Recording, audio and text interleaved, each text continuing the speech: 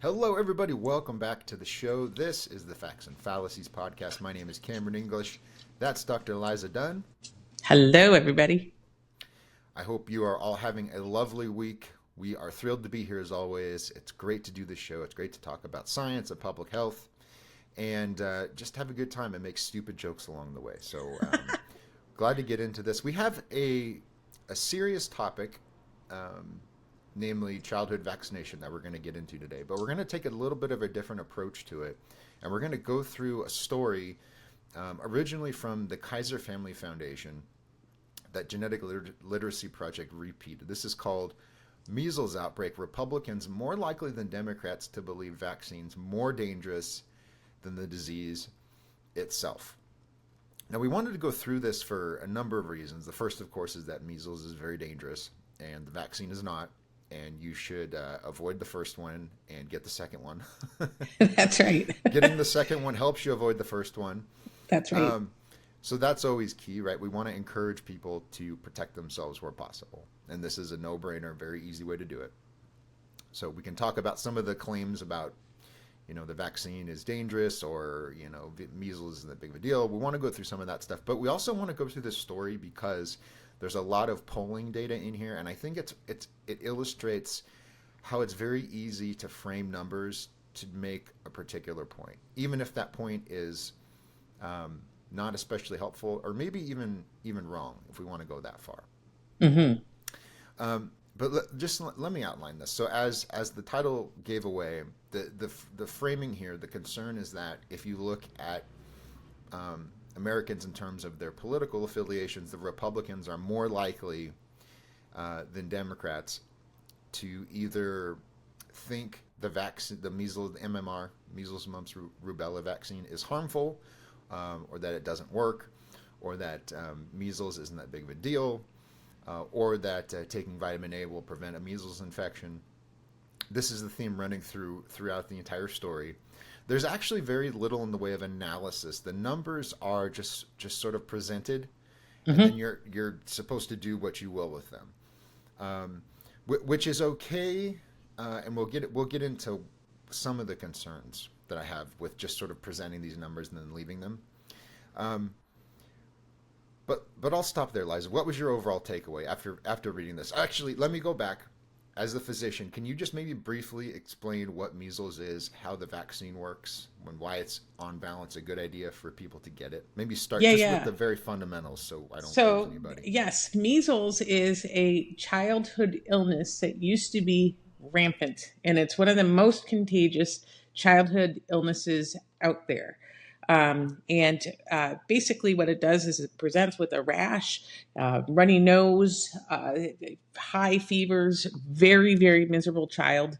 And it's not just your ordinary everyday childhood rash. Some people, there's several categories of rashes that are more benign, but it's often characterized by people who are anti-vaccine as a benign childhood illness, and they often will say it's almost equivalent to the chickenpox, which is they used to have chickenpox parties when kids were little, and they would get these itchy rashes, and I would say that that's probably not the best thing to do now because there's some susceptible adults, but chickenpox is nowhere near as problematic as measles, because measles winds up with leaving the child immunosuppressed for the next 2 years. And children who have a combination of malnutrition and measles infections wind up with severe outcomes often. So it's a disease that is highly contagious. It makes kids very sick. And it winds up having lasting immunosuppression.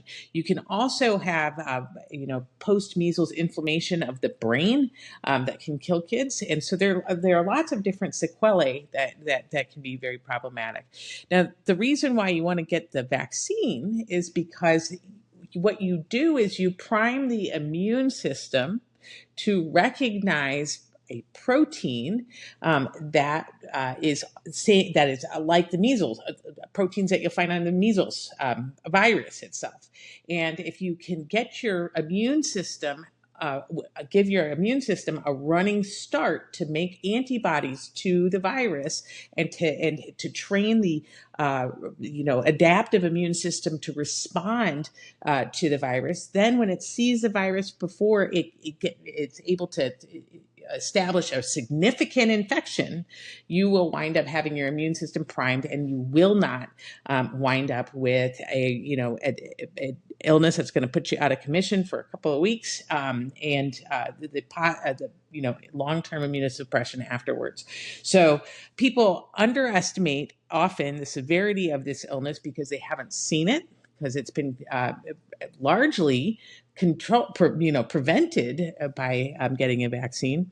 And I believe an ounce of prevention is worth a pound of cure. And I think that the backwards sliding that we're seeing on the uptake of this vaccine because of unwarranted fears is really troublesome. Really troublesome. I think there are already 2 people who have died this year, and 800 cases, or 3 people that have died this year, and 800 cases in the United States now, which is it was declared eradicated in 2000, and to me it's a real tragedy that we're facing this. Yeah, the CDC keeps running numbers. These will possibly be different by the time this episode airs, but as of now, in late June, CDC reports that there's been 1,227 cases this year. Oh my goodness! The majority of them are in 5 to 19-year-olds, about 37%. There's been 12% of the cases have been hospitalized, and there's been 3 deaths. So it's not, as I've said before, it's not an epidemic yet. But I think one of the reasons that healthcare providers and other experts are so eager to stress the concern here is that this can get out of hand quickly, very, very quickly, because you're talking about a highly infectious virus. It spreads very easily, but the numbers are important, so I did want to include those. But anyways, back to this Kaiser Family Foundation article. They begin by pointing out that it's about half of adults and a little bit less, 51% of adults, 41 or 47% of parents are at least somewhat worried about the outbreak of measles. And this is pretty consistent. There's a little bit of variation if you look at people by race or by parenthood status. There's a little bit of fluctuation, but it comes down to a little bit over 50% of people are concerned about the measles outbreak. But then they go on pretty quickly to stress the partisan nature of the disagreement. So they say partisanship plays a major role in whether people are aware that measles cases are on the rise and whether they are worried about the most recent outbreak. They say Democrats are much more likely to be worried about the outbreak, 76 versus 28%. Let's see, what was that? Let's see. So they're more likely to be worried and to know that measles cases are up this year, 71 versus 49%. Democrat-leaning parents are more than twice as likely as Republican and Republican-leaning parents to express worry over the outbreak, 73 versus 26%. Okay, so you get what they're doing here. They're setting up that there's one particular political affiliation that is less concerned and less interested in the vaccine. I wonder if you had done that poll in 2017, what that poll would have shown. Yeah, I don't know. I know there's been informal analyses of zip codes out here on the West Coast, particularly in Marin County and Los Angeles County, which are left-wing strongholds, if you want to call it that. They're overwhelmingly Democrat in terms of their leadership, in terms of their voting population. So that, in other words, you can make that point either direction, right? If you wanted to make it a partisan point, you could do the same thing. Same thing during the pandemic. There was, there were multiple polls where Democrats or left-leaning people were much more likely to exaggerate the risks of dying from COVID or being hospitalized. So this is from Ross Palmer. He's the editor of Real Clear Science.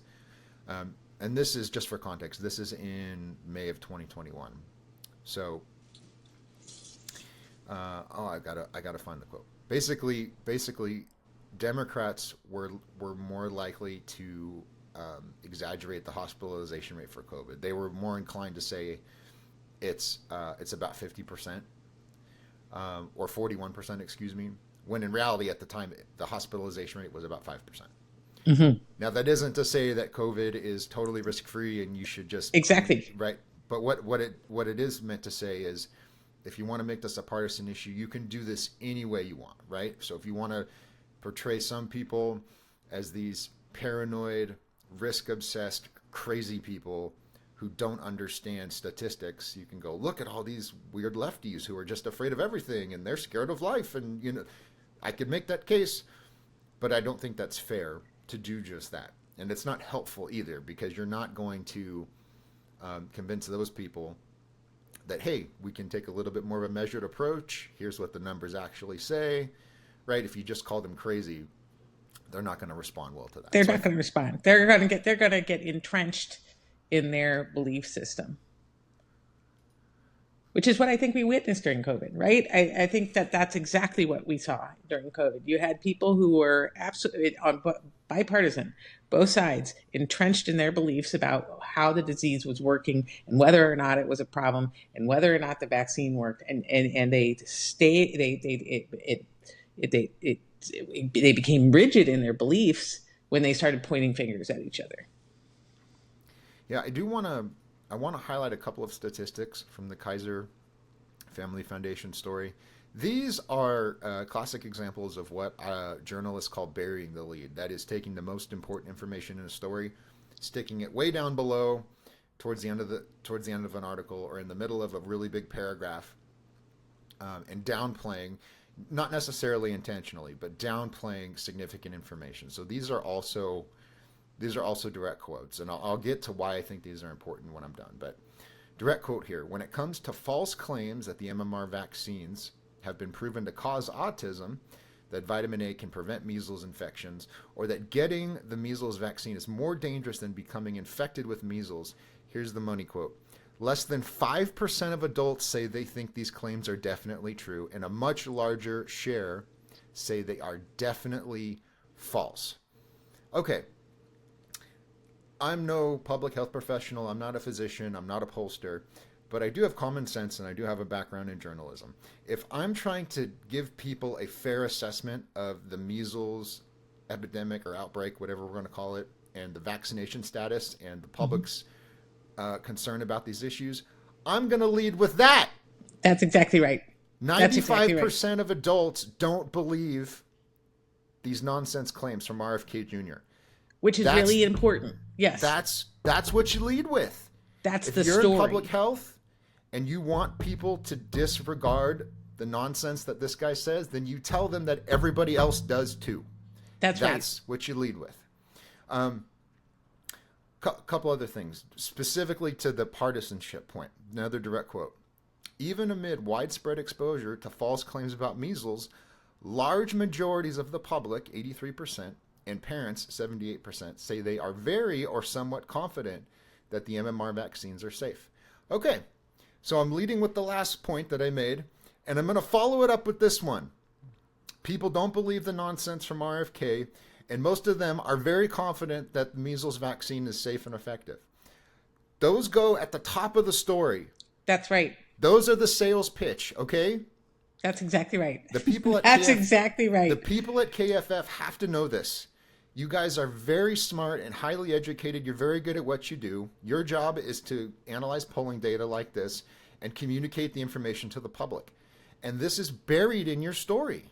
If anyone, and it should be the opening sentence. So that helps reassure the public or people who have questions that there's a broad support for this, and it is broad bipartisan support for it. Couple other statistics. Now I'm going to change a little bit here, and I want you to see if you can highlight the fallacy in how these statistics are presented. This is the sentence immediately following the quote I just read. So confidence in the shots is very high, 83% among adults, 78% among parents. Parents. However, confidence in the safety of the MMR vaccines is lower among Republican and Republican-leaning parents, with about 3 in 10 expressing a lack of confidence, including about 1 in 6 who say they are not at all confident. Okay, if 1 in 6 are not at all confident, that means that 5 and 6 Are. Okay. That's exactly right. All right. Or at least the majority of people do not fall into this category of not at all confident. So That's again, exactly right. you need to flip this. If the message is a pro public health one and you want to encourage vaccination, you need to tell these people, a majority of people who think like you are at least somewhat confident in this vaccine. That's right. Okay. Now, if about 30%, so 3 in 10, express a lack of confidence, that means roughly 70% don't fall into that category. That's right. So you have, so admittedly, amongst conservatives or Republicans, registered Republicans, we'll return to that in a moment, the vast majority are not hyper vaccine skeptics, right? That's so exactly they're right. at least amenable to the messaging that you say they need to hear, but you're not stressing that. You're stressing the minority that is concerned. I don't understand why you would do that. That's exactly right. And if once again, I think that the way we communicated during COVID led to incredible amount of animosity towards the public health establishment because people felt like they were being accused of killing grandma or this, that, and the other. And if we learned anything from that experience, being condescending and pointing fingers is not helpful for getting a good public health message across.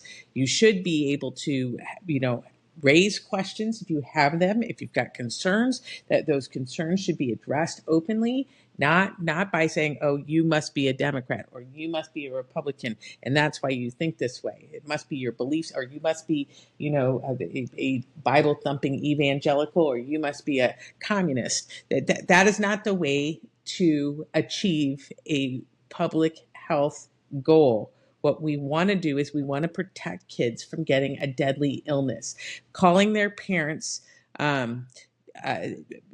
somehow backwards because of what their political beliefs are doesn't help you achieve that goal. and it's very bad for public health. And I think that it set us back decades. It set us back decades.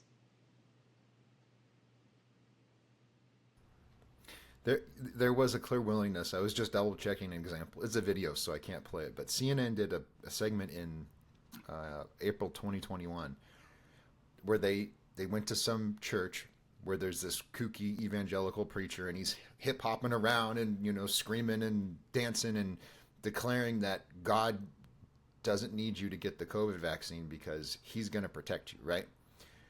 I'm telling you, as someone who goes to church every Sunday, that guy's a weirdo. Yes. Everybody in that religious community knows that guy's a weirdo. Okay? Most of us don't think like that.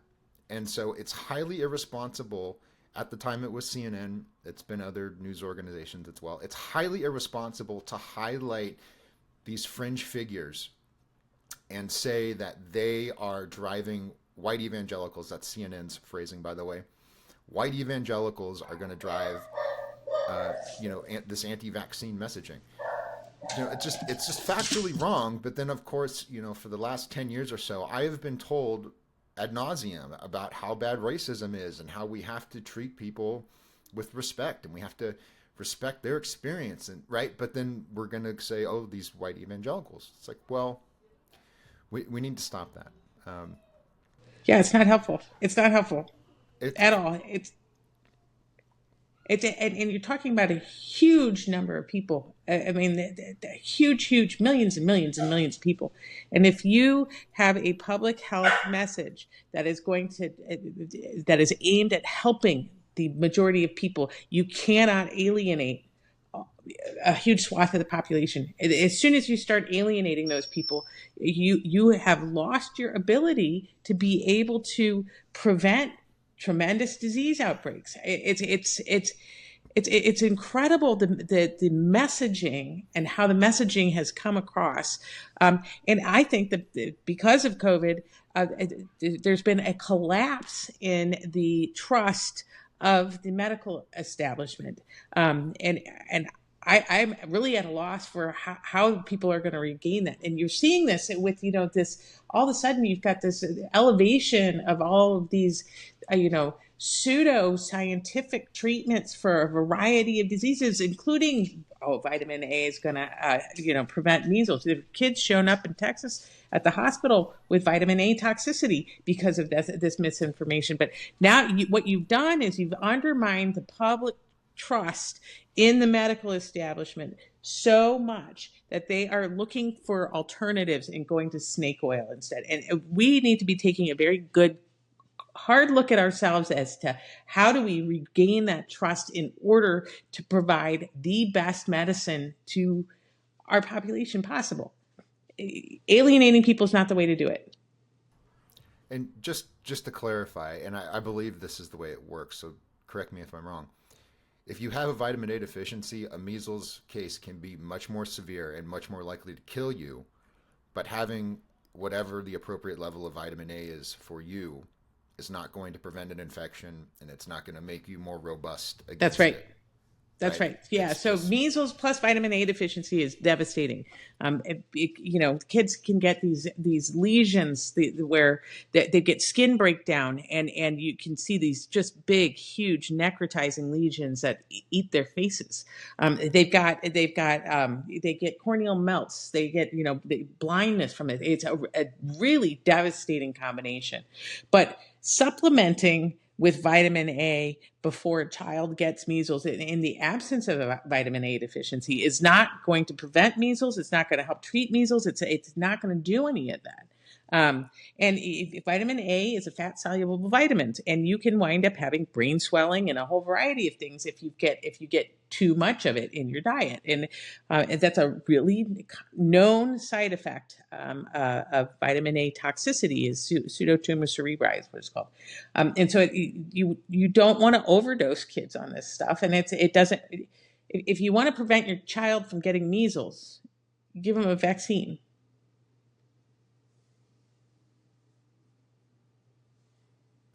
Sorry, I keep muting myself because I'm trying to look things up as I type. Another thing related to, thank you by the way for that. Another thing related to the Kaiser Foundation story. Back to your point about partisanship being an unhelpful metric. The vast majority of Americans are not registered to vote, for one thing, and those that are, a good chunk of those are not registered Republicans or Democrats. Okay. So what that means is you're using a relatively small segment of the population as your baseline to discuss vaccination views amongst the entire population. So as of last year, this is as of late 2024, September, 186.5 million Americans are registered to vote, with 47% of them, so about 88 million, declaring a party affiliation. So basically, you have, when you break down these numbers, about 36 million registered Republicans. So what this Kaiser poll is doing, what this Kaiser analysis is doing, is it's taking data for a very relatively small segment of the US population, and it's trying to imply that this represents the views of everyone in the country. And that is not correct, okay? So it's not that, there may be certain instances where voter registration might be a helpful metric if you're trying to assess what people think about a health or a science topic. But the question has to be more narrow, and your analysis has to be more targeted. You can't just simply say, well, Republicans think this and Democrats think this. Do what you will, right? I think you have an obligation to say this is a very tiny segment of the population. And so be careful how you use these numbers. That's exactly right. And once again, I think if you're doing polling, the question should be, why are we doing this? What is our goal? If our goal is to make sure that people have access to the best healthcare possible, and the best information possible, Why would you do a poll like this? I think that doing polls like this, once again, are alienating, because it points, your people are pointing their fingers at, oh, you must be responsible for this measles epidemic, because your party's decided that they are, there's a significant proportion of your party is, concerned about the vaccine. That is not a helpful data point. That all that does is that it drives partisan opinion and behavior. And once again, the goal is to make sure that kids have access to the best healthcare and best medicine possible. And so if you want to do that, pointing fingers is not going to help. And I think we learned that during the pandemic.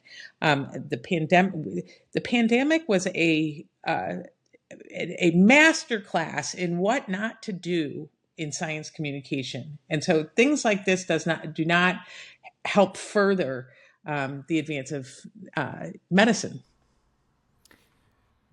And again, it goes in the other direction too. So, right, in Florida during the pandemic, vaccine rates were very high. They were very high in Florida. Now, the reason for that is you have a bunch of retirees who one thing, they have pretty widespread access to healthcare. So they're going to see their doctor. They have access to clinics, right? They have widespread access to vaccination. But they understand their risk, right? It was communicated pretty well that if you're old and you're sick, as many old people are, your risk of a severe infection or death is significantly higher, so you need this vaccine. Those people also tend to lean right. Their politics tend to be more Republican. So being Republican is associated with being pro-vaccine, right? Republicans are pro-vaccine because of their republicanism, right? Obviously, that's not true, right? If you look at other demographic factors, there's more to consider, right? So, for example, you could find a population of people that are on the left, and you could say their vaccine uptake is actually really low compared to these rich Republicans. Well, I guess they're dumb Democrats, right? No, that's not the right analysis. The right analysis is they probably have much less access to healthcare. They probably have less money. They probably have less interaction with the healthcare system, or even with health science media, like we're talking about right now. And as a result of that, their vaccine uptake is in part lower, right? The partisan analysis is not helpful. Correlation is not causation, right? Right. It has nothing to do with their party affiliation. It has everything to do with the circumstances of their life. Yeah. It's just not helpful. There's a few other things here too. So they report in the CDC, or excuse me, in the Kaiser Foundation story, they refer to some CDC numbers, and they say that vaccination rates among kindergartners is declining in the U.S., and this is concerning because kids can spread measles like wildfire. And that's true. But when you click on the CDC reference, it's a morbidity and mortality weekly study, and the CDC puts these out looking at different public health issues. They point out, so the goal for vaccinating kids against diseases like measles is 95%. That's where you want it in order to ensure herd immunity. As of now, it's a little bit below that. It's somewhere between like 92 point something percent and 93%. So it is lower, and we want it to be higher because vaccines protect kids from illness. You'll get no argument from me on that. But I think when you report that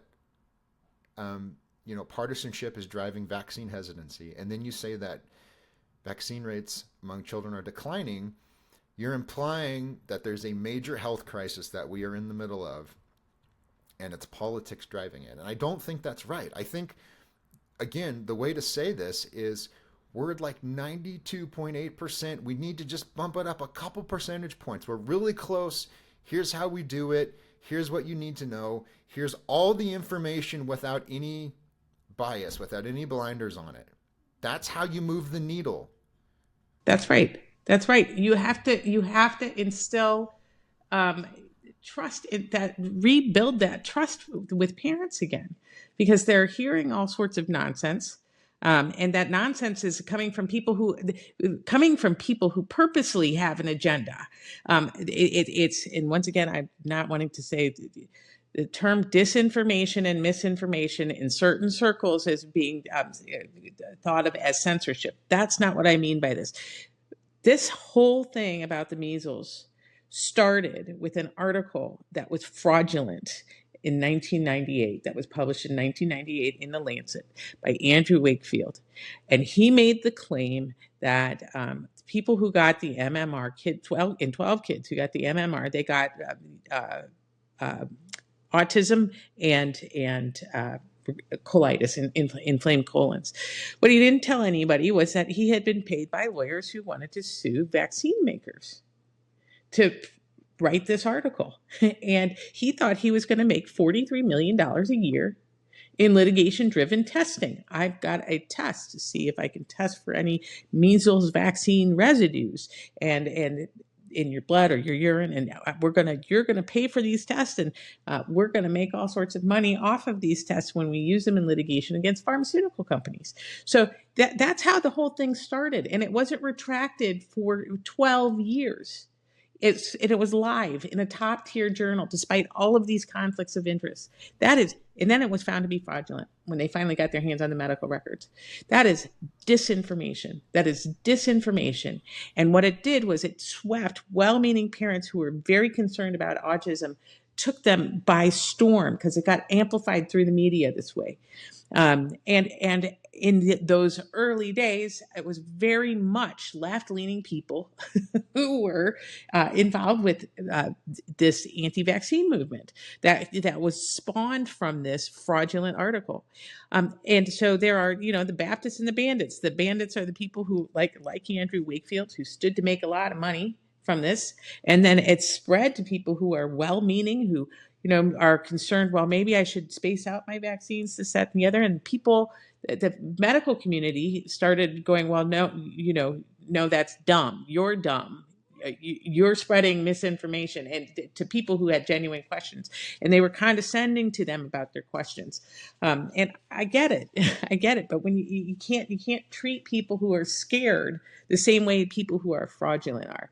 And you've got all these snake oil salesmen who are now in huge positions of power because of the way we managed, the way we talk about vaccines, and it started with fraud. And it's being propagated by people who have an agenda. The whole claim that big pharma makes all this money off of vaccines, that is absolutely patently false. They do not, and I think that it should scare people. That if pharmaceutical companies are unable to make vaccines anymore because of claims like this.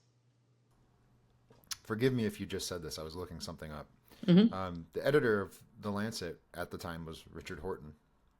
The editor at this time of The Lancet is still Richard Horton. The guy who oversaw this whole thing, who is a physician, who has the appropriate expertise, and who should have shut this down immediately. Absolutely. Did not stop it at the time and let it go on for 12 years.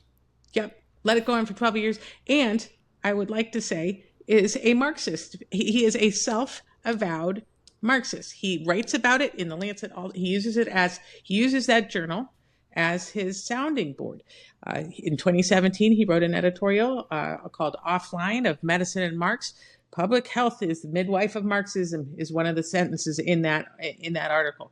In 2023, he wrote an article about Anthony Gramsci. So I'm sorry, the anti-vaccine movement started on the left. And so to point fingers at the right is not fair. To the ladies listening, if you want to endure childbirth without epidurals, listen to people like Richard Horton, because that's what they had in the Soviet Union. There was consistently shortages of anesthetic. And so if you want an all-natural childbirth, what he is proposing will hook you up with that. Same thing with root canals. Root canals with no anesthetic, no local anesthetic. That's right. Same thing, right? If you want to experience additional suffering and hunger and misery, then listen to people like this. And I don't mean to get derailed, but all of this stuff goes together, right? It's like a bunch of grapes, a bunch of sour, sucky grapes. Yes. And you need to be aware of where this is coming from. And again, as we've been saying probably too many times now, your political affiliation doesn't matter, right? So if this stuff is No. being perpetuated by people with a platform and the rest of the public begins to believe it, it doesn't matter what those people's immediate politics are, because as you said, measles will infect anybody, right? Yep. Doesn't care if you're Right. right or left. It doesn't care what color you are. It doesn't care. Right. It'll infect everybody. Right. So the points that I would make is that the trial bar, which drives litigation against pharma companies, including for vaccines, is not a right-wing entity. Nope. Okay, it's not a right-wing entity. The journal that spawned all of this garbage a couple of decades ago now, not a right-wing rag, right? This was not originated in National Review, right? No. This No. was in the Lancet, and for all of people's complaints about Kennedy and Andrew Wakefield and all of the propaganda, which is all right, you should absolutely attack those people for what they did. No one ever says, I think it's time to shut down the Lancet. I think it's time, or even, maybe that's too far. It's time to sanction the Lancet. It's time for Richard Horton to step down. I never hear those calls. No. I never hear that. And so much disinformation comes from that journal. It's mind blowing, and so and no one is ever held accountable for the impact that it has on food security, on public health, or anything like that. The fact that that article was live for 12 years, and there are many more articles that are just as bad as that one that have never been retracted. The fact that that has directly led to the deaths of children, and he's never not held accountable at all. Shoulder shrug, I guess. I don't know. Whatever. Let's complain about Robert Malone some more. Right? There's a glut, all right? There's other people that need to be held accountable is what I'm saying. So, we can keep talking if you have more to say. The one final thing I wanted to talk about regarding this measles outbreak is that the biggest, not the epicenter necessarily, but the biggest part of the outbreak, or one of the biggest outbreaks so far, has been in a Mennonite community in Texas. I think it's something like 725, 750 of the cases of the 1,200 or so are in this community. Now, historically, these people, by the way, these are immigrants. They came from Mexico and originally from Europe, I believe. Right? I believe it was like Russia, Germany, Mexico, and then they came to the United States. But they're not driven by watching RF Kennedy YouTube videos, RFK Jr. videos, right? They're not going down a YouTube rabbit hole watching Del Bigtree. These are people that tend to eschew technology. They tend to be a very close-knit internal community, and they tend, interestingly enough, to be skeptical of health systems like public health, not because of recent things, just historically they've been mistreated in the different countries they come from, and so they tend to be skeptical of government authority. They typically isolate themselves from the rest of society. So as a result of that, as we said, measles doesn't care, and I don't think it's clear exactly how the infection started. I think one of the kids traveled to see family in Mexico and he wasn't vaccinated, and then he came back to Texas and spread the virus. Mm-hmm. I think that's one of the more logical explanations. But nevertheless, my point is, Kennedy has influence, no doubt, especially more now that he's running HHS, which is still a wild statement to say out loud. But it's not like you can't just go, we have this crazy guy with the platform and he's convincing everyone not to vaccinate their kids against measles. It's more complicated than that. There's more people involved. There's more beliefs and opinions and assumptions involved. There's just more information involved in why this is happening. And so if you keep making this a partisan issue, if you keep driving at, Kennedy's doing it, and if we would just get rid of the health misinformation, we would solve this, that's not true. There's like, the problem is bigger. So we have to address the entire problem. That's right. Okay. I'm switching to my late night NPR voice. You're live. You're live here on Nashville Public Radio. Listen to Miles Davis all night long. Okay, so just to wrap things up here, vaccines are awesome. One of the greatest public health innovations of all time. Yep. I mean, they have prevented so much death and suffering that was just common in the ancient world and even in within all the way American up history. into the 20th century. Yep. Yeah. I mean, just the amount of death and sadness and despair that we've prevented with vaccination, it's incredible. It's a great story, and we can sell it so much better than we're doing it. That's right. That's right. Yes. All right. So, I think it's a fantasy to say that we're going to take politics out of science. It's never going to happen because humans are ideological, and it's going to creep into everything we do. It's just the way we are. But we can be honest about that, like we were saying last week, and we can make an effort to give people all the information. So if you want to say Kaiser Foundation, there's a propensity among some conservatives to be skeptical of vaccines. Go ahead and say that, but just supply all the context. That's right. Let's coordinate our messaging a little better and do it with the aim of getting more people immunized. That's right. That's right. That's it. Okay. Good talk, everyone. Thank you for listening to us as always, enduring my rants. Come to our spaces every Friday, 11 a.m. Central Time. We talk about this. We talk about all kinds of public health and scientific issues related to increasing the public's trust in science.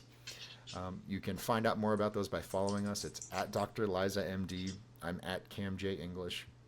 Love to interact with you. Come to the spaces if you have questions. We've got people that can answer them.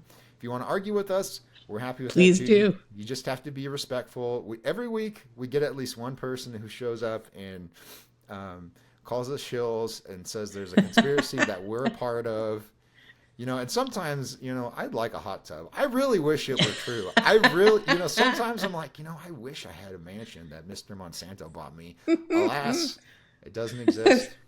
Doesn't exist.